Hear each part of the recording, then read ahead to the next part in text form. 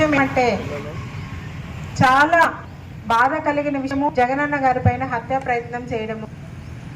అన్న 10 మందికి మంచి చేసేవాడు, 10 మంది గురించి ఆలోచించే వ్యక్తి.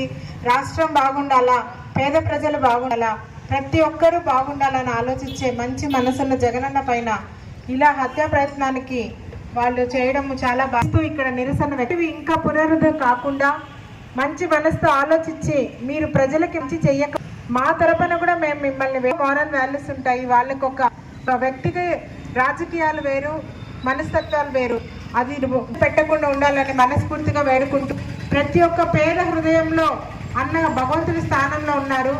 ఆ దీవెనలే జగనన్నకి నిండు 100 ఏళ్ళు చల్లగా ఉంటాడు. అన్న భగవంతుని ఆశీర్వాదం ఉంది. దయచేసి ప్రతి ఒక్కరికి ఏం తెలియజేస్తున్నామంటే ఇట్లాంటివి మీరు మళ్ళీ మళ్ళీ చేయకుండా ఉండాలని, ఇకపీట మీకు రాష్ట్ర ప్రజలే బుద్ధి చెప్తారని త్వరలోనే నేను తెలియజేస్తున్నాను. మా మహిళా లోకం తరపున మేమందరం దీన్ని ఖండిస్తా ఉన్నాము. జగనన్నకి మంచి ఆరోగ్యాన్ని ఆయుష్ ఇవ్వమని భగవంతుని వేడుకుంటున్నాము.